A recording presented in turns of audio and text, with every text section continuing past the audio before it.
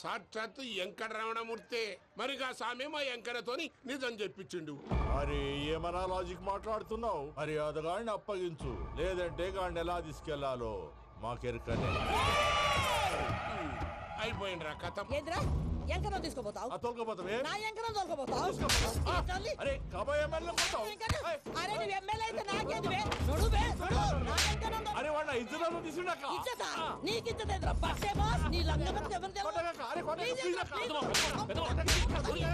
ఊరుకో పెద్దమ్మా, ఇందులో ఆయన తప్పే ఉంది. బోల్ డబ్బులు పెట్టి మీటింగ్ పెట్టాడు, అది నా వల్ల అప్సెట్ అయింది, అందుకే నా వెంట పడ్డారు. మీరు ఉండండి, అంతే అంతే. నువ్వు వెళ్ళండి. వస్తానన్నా అలా మలేషియా వస్తానన్నా. అక్క జర బీపీ తగ్గించుకోరా. నీ ఆరోగ్యం గురించి చెప్తున్నాను అక్క. మీరు వెళ్ళండి సార్. పెద్దమ్మా అతను చెప్పింది నిజమే, నువ్వు కొంచెం బీపీ తగ్గించుకోవాలి. గట్లనే తక్కువ చేసుకుంటా. ఏంది భయ నారాయణ ఊరుకూరుకొని రమ్మంటివి? మన ఎంకరకి పెళ్లి గిట్లు ఏమైనా సెటిల్ అయిందా? వీడికి ఇంకా పెళ్లి అవ్వదన్నా. అందుకే మేము ఇద్దరం కలిసి పుణ్యక్షేత్రాలకు పోదాం అనుకుంటున్నాం.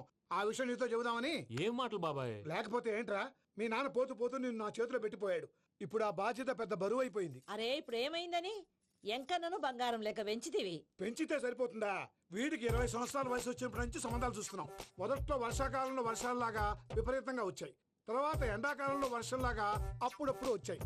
ఇప్పుడు కరువు వచ్చినట్టు అసలు రావడమే మానేసి. బాబాయ్ జీవితం తోట లాంటిది, అందులో మనం తోటకూర లాంటి వాళ్ళం. తోటకూరతో పప్పు చేసుకోవచ్చు, వేపుడు చేసుకోవచ్చు, అంతేగాని రసం సాంబార్ చేసుకోలేం కదా. సంబంధం గురించి మాట్లాడుతుంటే సంబంధం లేకుండా మాట్లాడతావేంట్రా? సంబంధం ఉంది పిన్ని. నా డ్రీమ్ గర్ల్ కనిపించే వరకు పెళ్లి చేసుకోవాలని చెప్పాను కదా. నా చిన్నప్పటి నుంచి ఏ మాట చెబుతున్నాడు. ఆ డ్రీమ్ గర్ల్ ఎక్కడుందో ఎలా తెలుస్తుంది? నాకు తెలుస్తుంది. తుఫాన్ వచ్చే ముందు హెచ్చరికలాగా ఆ అమ్మాయి ఎదురుపడినప్పుడు నాలో కొన్ని కదలికలు వస్తాయి. తను నా దగ్గరకు వస్తుంటే గాలిలో గులాబీ పూలు వాసన వస్తుంది. అంతెందుకు, ఆకాశంలో సూర్యుడు 1000 రెట్ల కాంతితో నా పక్కన నిలబడినట్టుంటుంది. సూర్యుడు పక్కన నుంచుంటే కనిపించేది అమ్మాయి కాదు, యముడు. నీ ఫ్రస్ట్రేషన్ నాకు అర్థమైంది. ఒక విధంగా పెళ్లి లేట్ అవడం మన మంచికే. మంచిగా? మరి ఇప్పుడు మన ఇంటికి వచ్చేది కోడిపిల్ల కాదు, ఆడపిల్ల. కోటి ఆశలతో వస్తుంది. అందుకే ఆమెకి ఏ ఇబ్బంది లేకుండా ఫ్లాట్ తో పాటు ఫర్నిచర్ కూడా కొన్నాను. రేపు నానో కారు కూడా వచ్చేస్తుంది. ఇప్పుడు నేను పెళ్లికి రెడీ. జస్ట్ నా డ్రీమ్ గర్ల్ కనపడమే లేటు. చూసావా అన్న, ఎక్కడికి వెళ్ళా మళ్ళీ ఆ డ్రీమ్ గర్ల్ దగ్గరికే వస్తాడు. వీడికి జన్మలో పెళ్ళేయట్లేదు. ఇక మన పోదాం పదవే. నువ్వు పరిశ్రమ కుక. మన ఎంకన్న జాతకంలో దోషం గిట్లుందేమో జర చూపిద్దాం.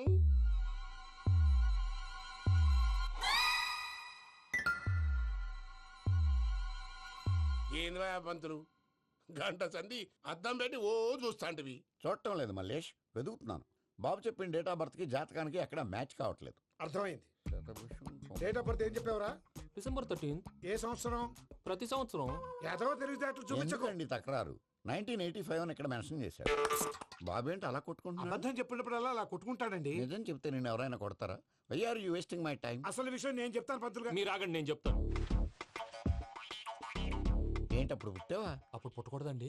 ఎప్పుడైనా పుట్టొచ్చు. ఈ డేట్ అయినా కరెక్టేనా? నేను అబద్ధం ఎప్పుడు ఒకసారి చెప్తాను. ఓహో, అదొకటి ఉందన్నమాట. ఎప్పుడు సెట్ అయింది? అయితే నా డ్రీమ్ గర్ల్ తో మ్యాచ్ సెట్ అయిపోద్దా?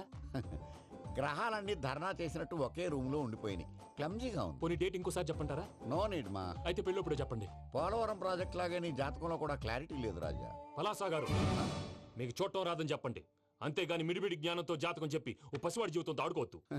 బాబుకి ఆవేశం ఎక్కువ. పసివాడు అని పెద్ద పెద్ద పదాలు వాడుతున్నాడు. నన్నే శంకిస్తున్నాడు మల్లేష్. ఏలే జర పరిశ్రమలో ఉండి అట్లా మాట్లాడతాండు. నువ్వే మంచి మనసు చేసుకుని ఇష్టం ఎందుకు చెప్పరాదు? దాన్నే ఉందిలేరా మళ్ళీ. బాబుకు త్వరలో విదేశీయానం ఉంది. ఇది కరెక్ట్ గా చెప్పారు. నీకు దైవభక్తి కూడా ఎక్కువ. ఇది కరెక్టే. ఇవన్నీ ఎంత కరెక్టో నీ పెళ్లిలో ఉన్న సస్పెన్స్ కూడా అంతే కరెక్ట్. మరి సస్పెన్స్ క్లియర్ అవడానికి ఏం చేయాలి? ఈ టైప్ సిచ్యువేషన్స్ లోనే నేను గవ్వలు నేను నమ్ముకున్నాను. మిమ్మల్ని నమ్ముకున్నాను. ఈ గవ్వలు నేను బాగా కలిపి వేస్తాను. అన్ని బోర్లా పడితే నీ పెళ్లి అవుతుంది. తిరగబడితే నీ పెళ్లి అవదు.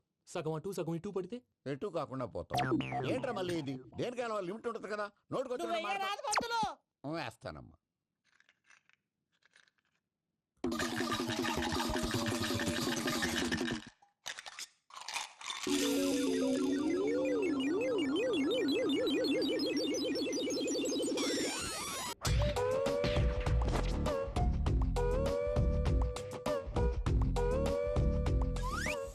పోదకూడదు బాబు. జాతకం మనం రాయకూడదు, ఉన్నది చదువుకోవాలి. దీని అర్థమేంటి పంతులు గారు? మీవాడు కూడా ఈ గవ్వలాగే ఒంటరిగా మిగిలిపోవచ్చు. అలాంటి మాటలు అనొద్దు పంతులు గారు, ఇంకోసారి ట్రై చేయండి. తప్పు బాబు. సృష్టికి విరుద్ధంగా ఏ పని చేయకూడదు. అది కాదు, ఇంతకు మీరు సరిగా కలపలేదు. ఏం పెద్దమ్మా? పిల్లగాడు చెప్తున్నాడు కదా, ఇంకో పాలంటే ఆవేశపడకండమ్మా, అలాగే వేద్దాం. ఏముంది ఇందులో? ఒకసారి కాపాడుతు లేస్తున్నాడు.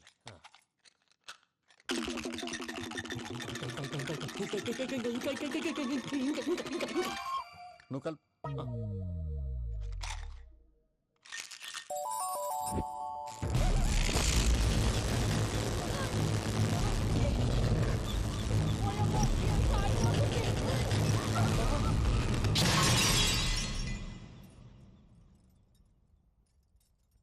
చూసావా, ప్రకృతి విరుద్ధమైన పనులు చేస్తే ఎలాంటి ఫలితాలు వస్తాయో. దానికి దీనికి సంబంధం ఏంటండి? నిజానికి జాతకం వల్ల లైట్లు పేలకూడదు. ఇల్లు పేలిపోవాలా? పంతులు గారు ఇప్పుడు ఏం చేద్దాం? ఒక్క ఫోటో తీసుకుందాం. నువ్వు కూర్చోమ్మా, గవ్వ కాంబినేషన్ కావాలి. ఎందుకండి? గవ్వ నిలబడడం ఎవరైనా చూసావా? పాలపంత వచ్చినప్పుడు వింత అనుకున్నాం, ఇది అంతకంటే పెద్ద వింత. ఫోటో జంక్ చేసే ఇంక నువ్వు లేవచ్చు రమణ. త్వరలోనే ప్రపంచం అంతమైపోతుందని టీవీ 9లో చెప్తే నమ్మలేదు. ఈ పరిణామాలన్నీ చూస్తుంటే నమ్మాల్సి వస్తుంది వెంకటరమణ. ఈ జాతకుడికి పెళ్ళంటూ జరిగితే ఒక నెలలో జరిగిపోవాలి, లేకపోతే జీవితంలో పెళ్లి యోగం లేదు. ఇంకోటి ఉందమ్మా, త్వరలో నీకు రాహుగ్రహ ప్రభావితుడైన ఒక కేతువుగాడు పరిచయం అవుతాడు. దాంతో నీ జీవితంలో పెనుమార్పు సంభవిస్తుంది.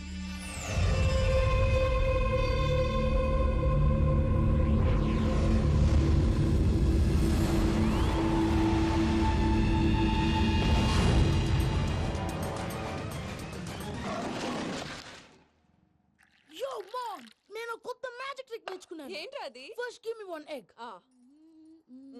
Yeah, drop it here. Now what? Magic అబ్రాకడబ్రా, అబ్రాకడబ్రా. రెండు వచ్చినాయిరా, భలే ఉందిరా. మీ పప్ప కూడా చూపించరా, ఎంజాయ్ చేస్తారు. ఓ మామ్, ఆర్ట్ పెళ్లి తెలియని వాళ్ళకి చూపించినా కూడా వేస్టే. ఏమండి, పొద్దున్నే అంత సీరియస్ గా టీవీ చూస్తున్నారేంటండి? కాఫీ తీసుకోండి. ఏమండి, కాఫీ తీసుకోండి. ఏమండి?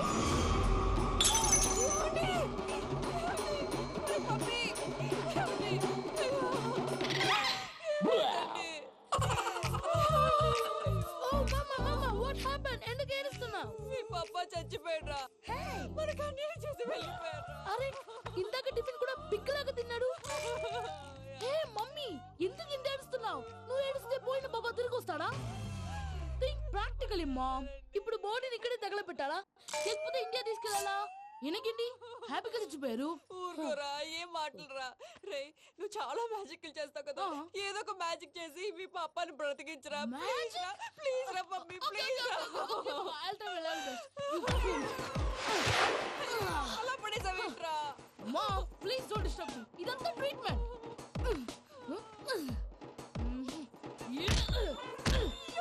కొట్టకరా, చచ్చిపోతారు. ఆల్రెడీ చచ్చిపోయాడు. ఇలా కొడితే బతికే ఛాన్స్ ఉంది. అవునా? It is called pumping treatment. అయితే కొట్టు.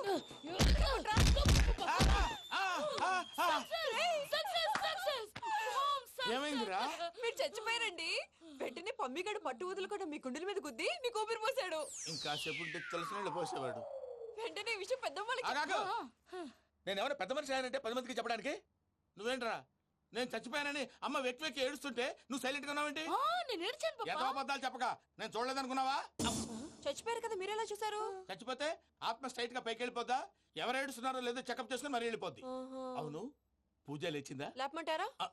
పూజ అని లేకపోద్ది. తండ్రి లేని పిల్ల, కాసేపు పడుకొని. అన్నట్టు రేపు ఇండియా నుంచి కళాకారులు వస్తున్నారు ప్రోగ్రామ్ ఇవ్వడానికి. మనం కూడా వాళ్ళతో పాటు బయలుదేరాలి. నేను చెప్పారు కదండి. మరి ఇక్కడ నిల్చున్నావంటే సమర్థతలో పాపా, నేను ఇందాక ఏడవలేదని ఫీల్ అయ్యావు కదూ? ఈసారి చచ్చిపో, తప్పకుండా ఏడుస్తా.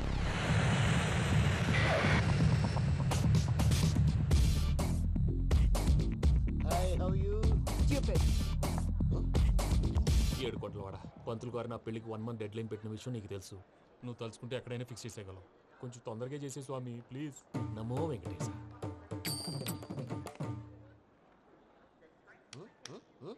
ఏంటది? ఇది తెలీదా? అదే కదా అడిగేది. నామాలు, శంఖం, చక్రం, అభయస్తం, కటిముద్ర. నమో వెంకటేశ. మన వచ్చింది ప్రార్థన చేయడానికి, ప్రోగ్రామ్ ఇవ్వడానికి. ప్రార్థన చేసి ప్రోగ్రామ్ ఇవ్వడానికి భయ్యా. ఏంటి ఎట్కారమా? You know who I am? Single leg dancer Shaik Raj. టీ దంచుకొట్టు దుమ్ము లేపు ప్రోగ్రామ్ లో ప్రభుదేవ నా డాన్స్ చూసి ఏమన్నాడో తెలుసా?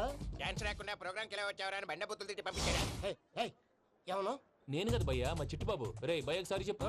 వీడి భయ్య ఏంటి బఫెల్లోకి బట్టలు తిరిగినట్టున్నాడు. రే అలా అనకూడదు, బఫ్లో వింటే బాధపడుతుంది. ఏంటి ఇద్దరు కలిసి డ్రామా ఆడుతున్నారా? నాకు గాని బీపీ వచ్చిందంటే ఏం పీక్తారా వీపీ? నన్ను నువ్వు వీపీ అట్టడా నిన్ను పీక్కు వెంకి వెంకి ఆగండి అయ్యా ఏంటయ్యా ఏంటి గొడవ నేను కదా మూర్తి చిట్టుబాబు భయ్య కొట్టుకుంటున్నారు. ఏంటయ్యా శేఖర్ ఇది ఆఖరికి బొమ్మతో కూడా గొడవ పడుతున్నావా? నోరు మంచిదైతే ఊరు మంచిది అంటారు. ఎలా ఉండాలో నాకు తెలుసు, ఏదో నాకు చెప్పక్కలా. నువ్వు మారవయ్యా. గుళ్ళో భజనకు వచ్చావా ఎవరో ప్రోగ్రామ్ వచ్చావా? పాటలో స్పీడ్ ఉండాలి. అంటే అతల కుతల పతనం చేసేస్తాం. సకల దగ్గర చెప్పలేం. చూపిస్తాం.